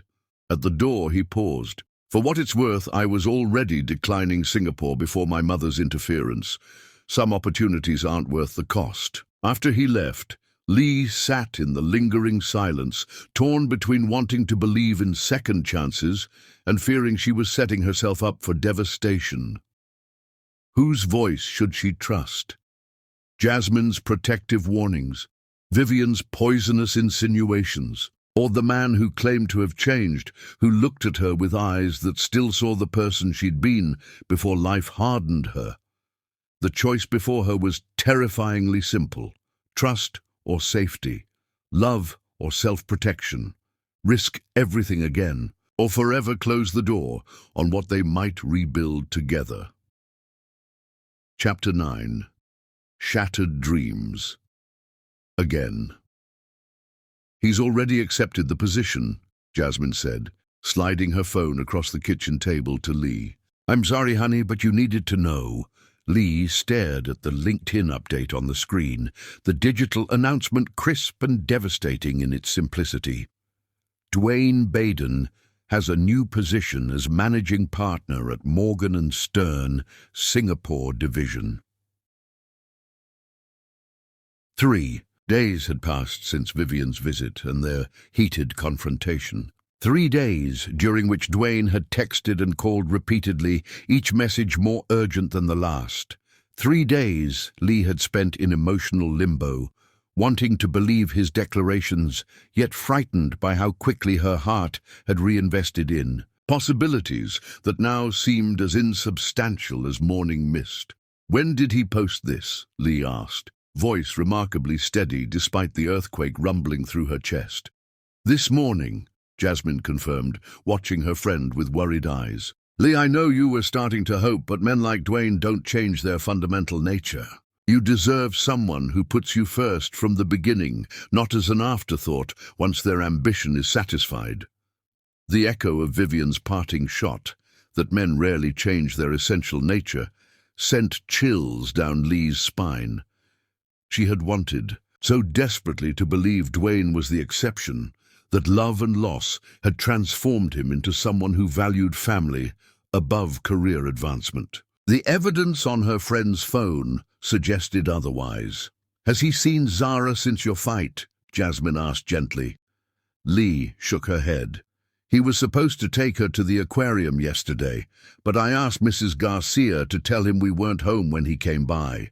The memory of their daughter's disappointment, carefully hidden behind brave smiles but evident in subdued behavior all evening, twisted the knife of guilt deeper into Lee's heart. "I just needed time to figure out how to explain this to her. Again." Her phone buzzed for the fourth time that hour, Dwayne's name illuminating the screen. Again, she silenced it. What was left to say? His actions spoke with undeniable clarity. When faced with choosing between family and ambition, he had made the same devastating choice as before. "I should get to work," Lee said, rising from the table with robotic precision. The Henderson deposition, the sudden wave of nausea struck without warning. Lee barely made it to the kitchen sink before retching violently, cold sweat breaking out across her forehead. "Lee!" Jasmine was beside her instantly, cool hand against her clammy neck. "Are you okay?" "Must be a stomach bug," Lee managed, though. Even as the words left her mouth, a different possibility took terrifying shape in her mind. Zara had something similar last week. Jasmine's skeptical tone made it clear she wasn't buying the explanation. "Or it could be that you and Dwayne haven't exactly been careful during your reconciliation." The simple observation crystallized what Lee had been subconsciously avoiding. Her missed period, the tender breasts, the inexplicable fatigue she'd attributed to emotional stress. The timing aligned perfectly with that first night of reconciliation. After Zara's school play, when passion had overwhelmed caution and protection had been an afterthought to desire. "Oh God," Lee whispered, gripping the counter as the room tilted beneath her feet. "I can't be. Not now. Not like this. Not when history was repeating itself in the cruelest possible way. Dwayne choosing career advancement over family, leaving her to face another pregnancy alone. The symmetry was too perfect, too devastating to be coincidence." "Let's not panic," Jasmine said, guiding Lee to a chair with gentle firmness. "First, we confirm. Then we decide next steps, okay?" An hour later, Lee stared at the double pink lines. On the plastic stick, their clarity leaving no room for denial or misinterpretation. Pregnant, with Dwayne's child. Again. "What are you going to do?" Jasmine asked, perched on the edge of the bathtub beside her. The question carried weight beyond the immediate situation. What would she do about the pregnancy? About Dwayne? About the life she'd rebuilt so carefully, now threatened by the same pattern that had shattered it before? "I don't know," Lee admitted, the uncertainty terrifying for a woman who had survived by maintaining careful control over every aspect of her life since the divorce. "But I need to tell him before he leaves for Singapore." Jasmine's expression suggested she wanted to argue, but recognized the futility. "Want me to stay with Zara tonight?" Lee nodded gratefully, already texting Dwayne a message she'd been avoiding for days. "We need to talk. My place. 8 p.m. His response was immediate. "I'll be there. Thank you."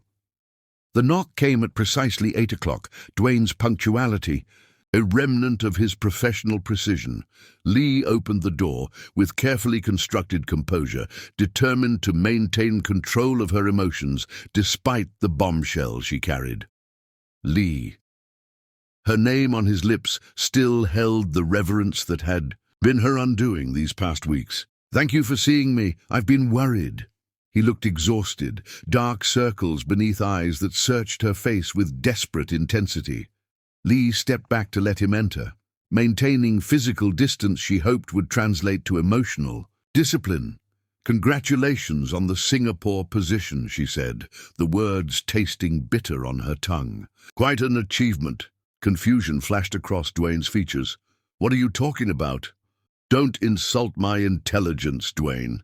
Lee retrieved her phone, pulling up the LinkedIn announcement Jasmine had shown her. "You made your choice. Again. I just wish you'd had the courage to tell me yourself instead of letting me discover it online." Understanding dawned in his expression, followed immediately by dismay. "Lee, I didn't post that. I didn't accept the position." "Your profile says otherwise," she countered, thrusting the phone toward him. Dwayne scanned the screen, anger replacing confusion. "My mother," he said quietly, the two words containing volumes of realization. "She must have accessed my account. Somehow. Lee, I swear to you I declined the offer, explicitly and officially." The conviction in his voice planted seeds of doubt in Lee's certainty. "Why would she?" "Because she's determined to ensure I follow the path she believes I should." Dwayne interrupted, running a hand over his close-cropped hair in frustration. "She's never accepted that I might want something different than what she envisions for me." He pulled out his own phone, scrolling rapidly before extending it toward Lee. "Here, my email declining the position, sent 3 days ago. And their response acknowledging my decision. I never accepted, Lee. I told you the truth. The evidence was irrefutable. Time-stamped correspondence that predated their fight. Explicit rejection of the very opportunity Vivian had weaponized against their reconciliation. Relief flooded Lee's system so intensely her knees threatened to buckle. "I don't understand," she said, sinking onto the sofa. "Why would your mother go to such lengths?" "Because she's terrified I'll make the same choice my father did," Dwayne explained, keeping a respectful distance despite his obvious desire to bridge the gap between them. "Choose love over ambition, family over success." He walked away from a partnership track to start his own small practice, to have time for us. She never forgave him for choosing the simpler path. But he seemed happy, Lee recalled, remembering. The warm, gentle man who had welcomed her into their family with open arms, so different from his status-conscious wife. "So proud of you."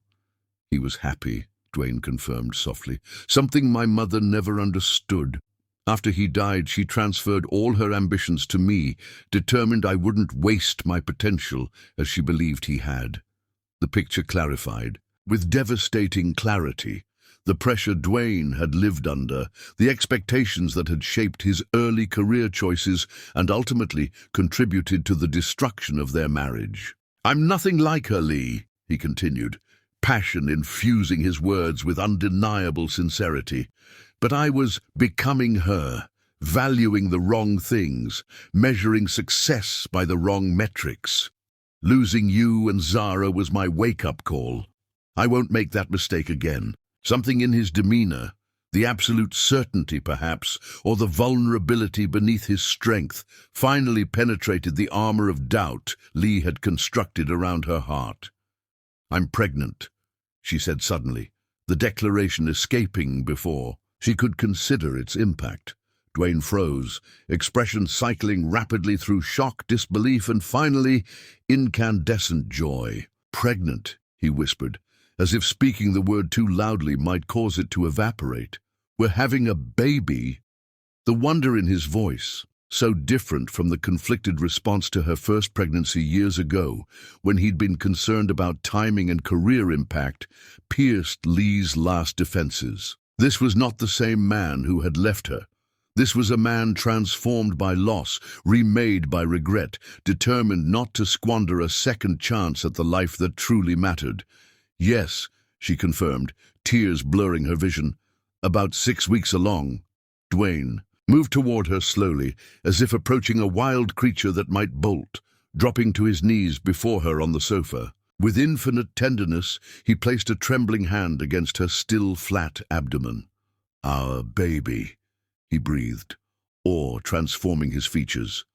"Lee, I know my track record doesn't inspire confidence, but I swear to you, I will be here for every moment, every appointment, every milestone, every middle-of-the-night craving. You will never face a single instant of this pregnancy alone." The intensity of his vow terrified Lee, even as it healed ancient wounds. This was everything she had needed to hear 5 years ago, everything she had dreamed of during those lonely nights when grief threatened to consume her. Yet the very perfection of his response triggered deep-seated fears. What if this was just beautiful words? What if, when reality became challenging, he reverted to type? "I'm scared, Dwayne," she admitted, vulnerability coating each word. Last time I was a selfish, ambitious fool who didn't recognize the treasure I held," he interrupted gently. "This time, I know exactly what I stand to lose. There is nothing, no job, no opportunity, no amount of success worth sacrificing. Our family again." He reached for her hand, hope and determination evident in every line of his body. "Marry me, Lee, not because of the baby, but because these weeks together have shown us both what we can be when we truly choose each other. Let me spend the rest of my life proving worthy of this second chance." The proposal, his third since returning to her life, hung between them like a tangible presence. Before Lee could formulate a response, a sharp pain lanced through her abdomen, so intense she doubled over with a cry of distress. "Lee!" Dwayne's voice seemed to come from a great distance as another wave of pain crashed through her. "What's wrong?" "The baby," she gasped, horror washing over her as she recognized the familiar cramping from 5 years before. "No, please, not again." Warm wetness spread between her thighs, the unmistakable harbinger of potential tragedy. Dwayne's face drained of color as he registered the significance, but his voice remained steady as he gathered her into his arms. "Hospital." "Now," he said, already moving toward the door with Lee cradled against his chest. "Stay with me, sweetheart, stay with me." Chapter 10. Rebirth Through Fire. Lee woke to the steady beep of hospital monitors and the weight of a hand clasping hers. Sunlight filtered through half-drawn blinds, casting golden stripes across Dwayne's sleeping form. He'd pulled a chair directly beside her bed, his body bent forward, head resting on the mattress beside their intertwined fingers. The events that had brought her here filtered back in fragments. The revelation of her pregnancy, the terrifying cramping and rush to the emergency room. The doctor's cautious optimism threatened miscarriage, but a heartbeat detected. When his eyes met hers, the naked vulnerability there stole her breath. "You're awake," he said, relief evident in every syllable. "How do you feel? Physically or emotionally?"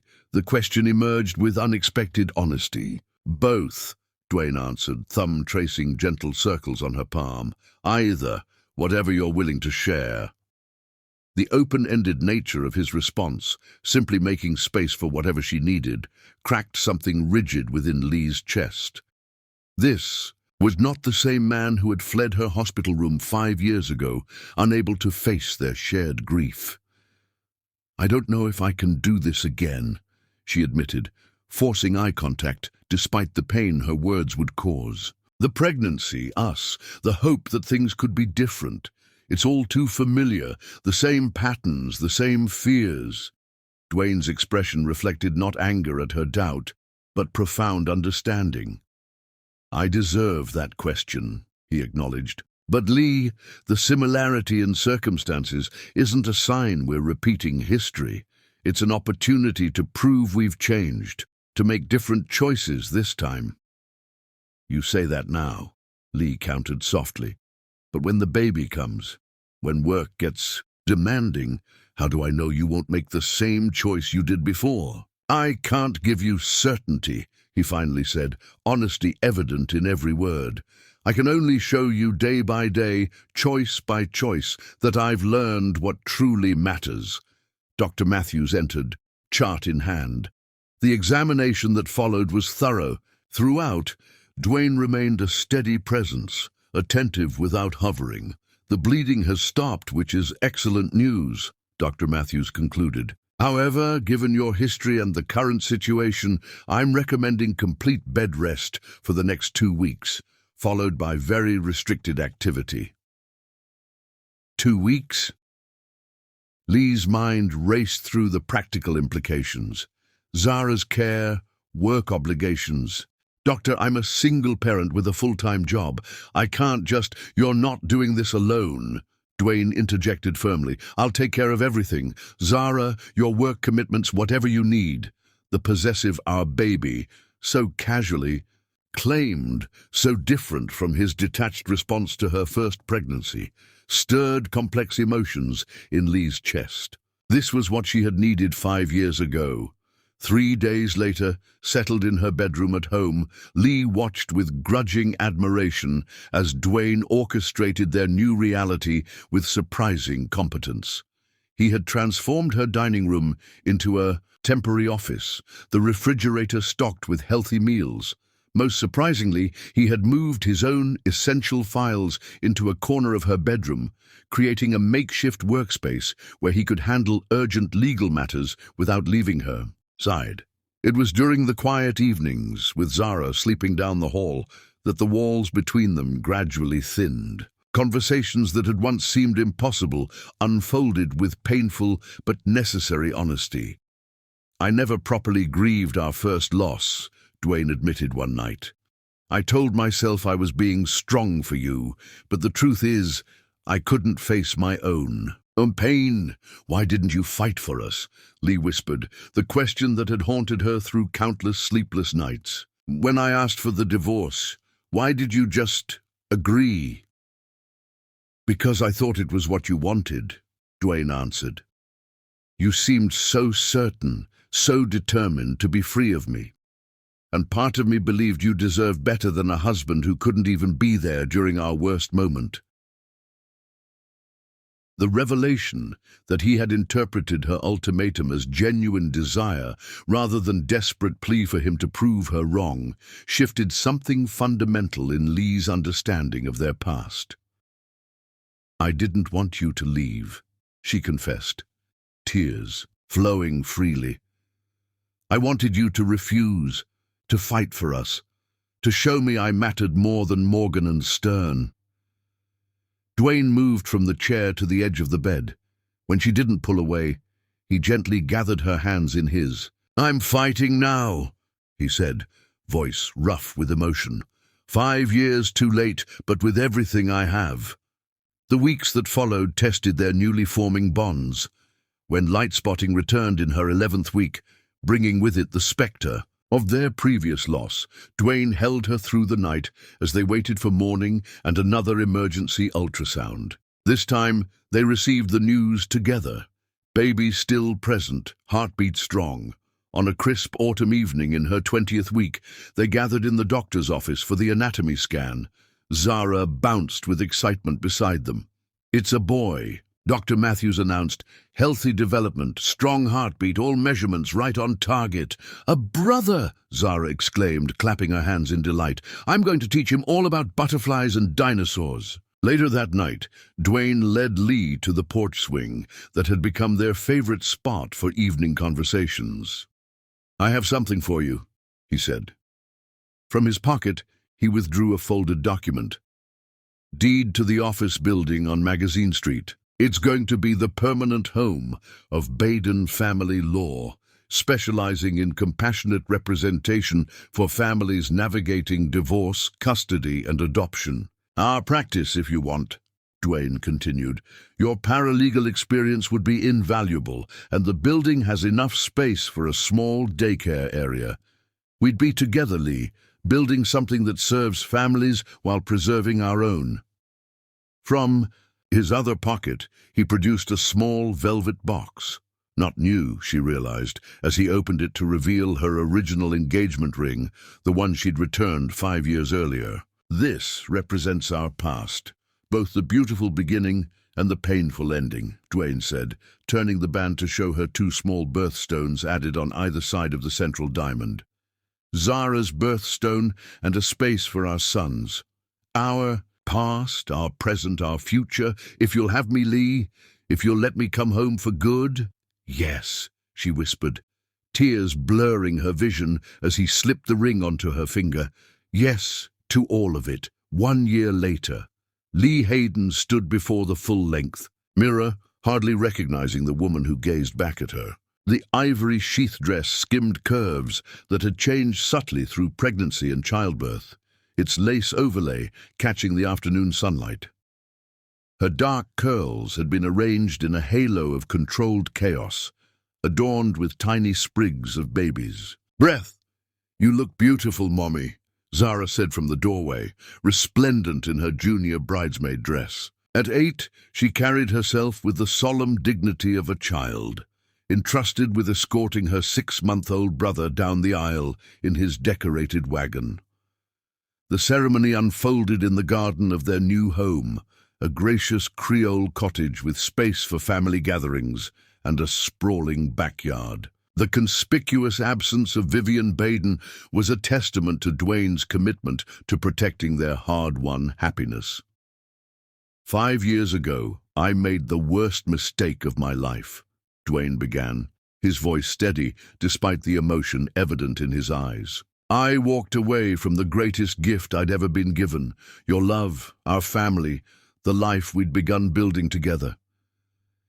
He took her hands in his, the gesture reminiscent of that first shocking proposal in the hotel room, yet transformed by all they'd endured together since. I vow to choose you, not just once at this altar, but every single day, through whatever life brings us, in joy and in grief, in success and in struggle. I vow to be present, to be patient, to be your partner in all things. Tears slipped down Lee's cheeks as she squeezed his hands, her own vows rising from a heart finally healed enough to trust completely.